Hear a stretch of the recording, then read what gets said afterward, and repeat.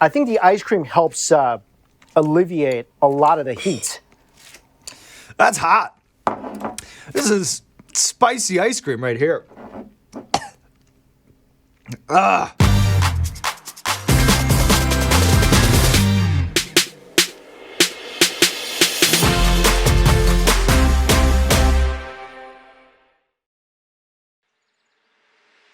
Hey guys, it's Mike Chen. Welcome back to Coneheads, the sweetest, coolest show on the internet.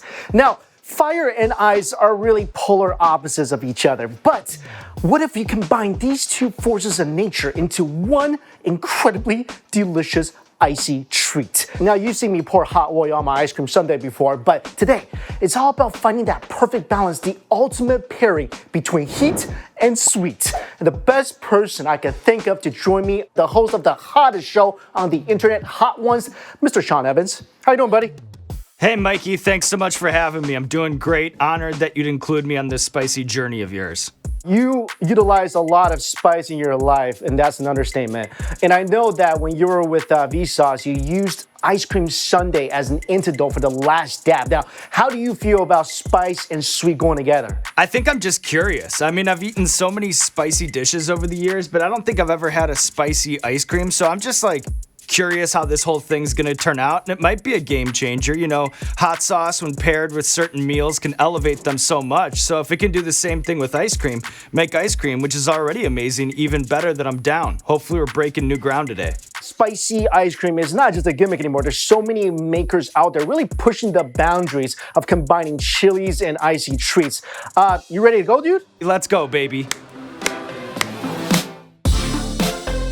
All right, first off, Sean, we have HotScream. This is a company out of Connecticut. So this happened when a couple of friends were sitting around watching football and they were eating buffalo wings.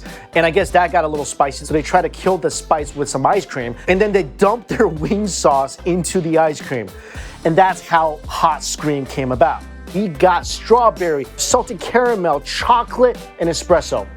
Which one you want to do first? Let's start with this salted caramel swirl. You ready, buddy? Cheers.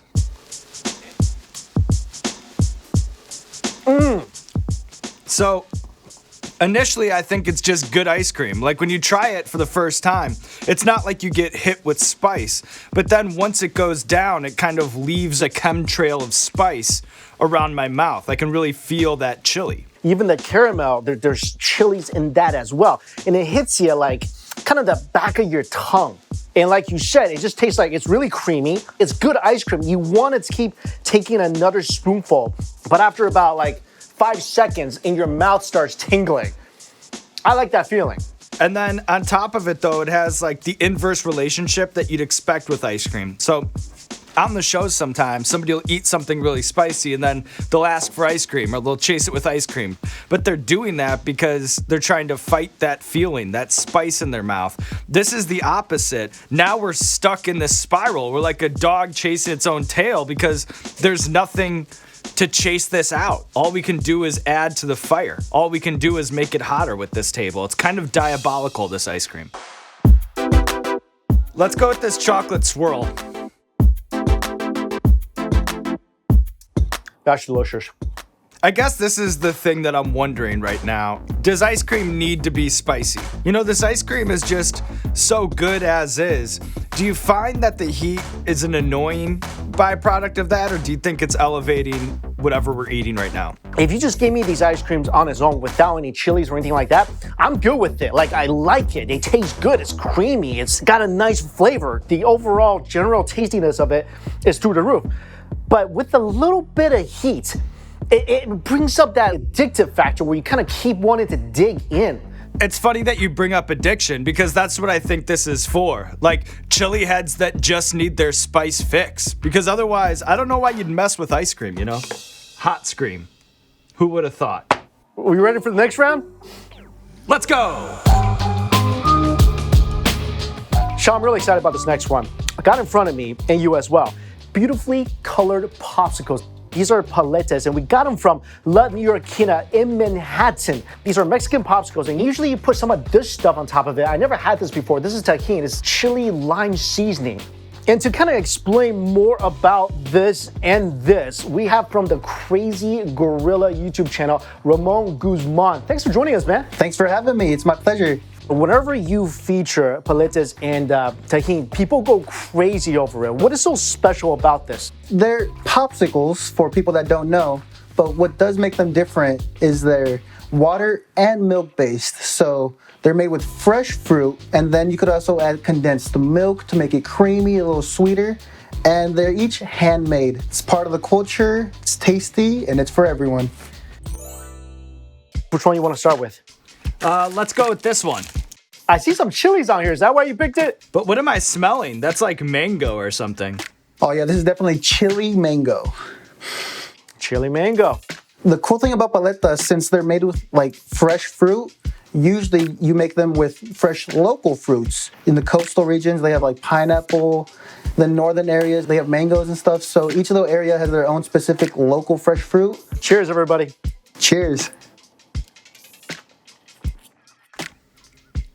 Ooh. This is like the love of my life that I never knew existed. It's making me feel different things I never felt before. I think this is more spicy than the ice cream we had. The spice on it is pretty profound. Like you can really feel that heat. It's not for beginners, really. This is like almost unexplainably good. Again, it's like Ramon said, you're tasting a lot of love here. What I do like about this one, I like the spice, I like the chunks, the flavor is nice and intense. To me, it feels like a little vacation in my mouth. All right, I see Sean has picked up the most vibrant one of the group. This is the colors of the Mexican flag. Cheers, guys. Cheers. Cheers. Oh, wow. Oh, watermelon. This one's good. What do we do with this? Can we add this to this? Oh, of course. If you want to eat it like this, perfectly fine. But if you want to make it a little more intense and a little more fun, add some Tajin. I like fun. I mean, is this normal? So I don't want to be doing something that like, this is a blasphemous act towards paleta. No, it's perfectly normal. Tajin is perfect for fruit. As far as I know, paletas are made of fruit, so we're good to go. See, this I like a spicy pina colada on vacation sort of situation here once you get to the white. All right, finally, we have chamayada. And I had this in Mexico. Ramon, how do you feel about this? Is this something you like? Oh, this is something I really like. It's a nice little mango puree mixed in with some chamoy sauce. Chamoy is pretty much a sauce made with fruits, different chilies, and salt. Similar to Tajin, but it's just in a sauce form. So, and then you have Tajin on top of that. So you mix that in, you got the sweet, you got some spiciness. I truly enjoy this. I love experiencing foods and desserts and ice creams from different cultures, and this has been truly refreshing. So thanks so much, Ramon, for joining us and giving us some amazing insight into this. Thanks for the crash course, Ramon. Anytime y'all need me, I'm here. Hey Sean, final round, and this is right in your wheelhouse. Now, I can't let you go without pairing some ice cream with hot sauces. And we got a special delivery from your friend Noah over at Heatonist, and he sent us some hot sauces that he says goes really good with ice cream. Ready to give this a try? Yeah, I'm ready to give it a try.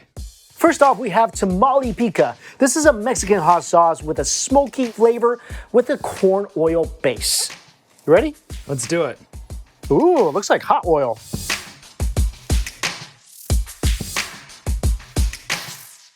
Very smoky.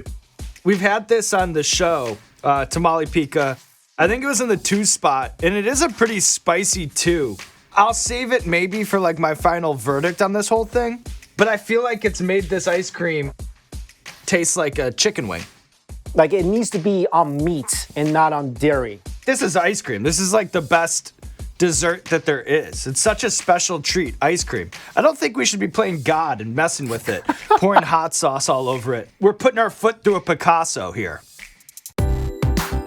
Next up, we have Heartbeat Pineapple Habanero. So it's sweet pineapple with a hint of maltiness from IPA. All right, again, squeeze bottle technology. This is another sauce that we had on Hot Ones. Squeeze bottle makes for a nice ice cream decoration. Like, look at that. Look how good that looks. How good does it taste, though? I taste the pineapple, but there's also a lot more savoriness to the sauce. What this reminds me of is one time we made these donuts. Everything about it was like a donut, but then we'd have like these crispy chicken skins and stuff inside of the donut to make like a hot wing donut. It had hot sauce in it and everything. This kind of tastes like that donut, for better or worse. Finally, we have Wilshire Scorpion. Yeah, this is very, very spicy, but I heard it's also a little sweet. Well, this sauce I've had plenty of times. We had it on the show a while back. And I'll say the difference between this sauce and these sauces is that this one's really, really hot. Like, these are sort of like first or second level sauces that we had on the show. I think this one right here was a back half sauce, maybe a 7. Wilshire Chili Farm. Does it improve ice cream? Be careful with this one, Mikey. There's no going back. So far, not too bad. I think the ice cream helps alleviate a lot of the heat. That's hot. This is spicy ice cream right here. No, it's spicy. Here, let me give you my closing thoughts. Go ahead. This was an intense pairing. If you want to just do something crazy, I don't know, you're bored or something, then yeah, put like the hottest hot sauce in the world on your ice cream. This is a unique dining experience for sure. But here's what I'll say. You know, if you ever go to an ice cream store and you're getting toppings, they have sprinkles or they have chocolate chips. You know what you never ever see is hot sauce. No one ever puts hot sauce on their ice cream, and I think for good reason. If I've learned anything from this experience, and I was very happy to go on the journey with you, but if I've learned anything from this experience, it's that I think there needs to be some distance between desserts and chili peppers. I think that it's good that there's a little bit of a buffer. Spicy and sweet, I feel like they do go together if done correctly. And today, a lot of it wasn't done correctly, but some of it was. Like the first round, I mean, of all the stuff we ate today, what was your favorite? The ice creams were great up front. The paletas were great. And then I think that at the end here, you know, putting the hot sauces on like it's some sort of sundae topping was, to me, a no-go. But like all things in life, the journey is fun. And spicy journeys especially, I've made a whole career out of it, for crying out loud. So thanks so much, Mikey, for having me. I mean, I really appreciate you hanging out with me today. Again, wouldn't have wanted to share this journey with anybody else. And guys, Hot Ones Season 12 is out now. Check it out, and we'll see you next time.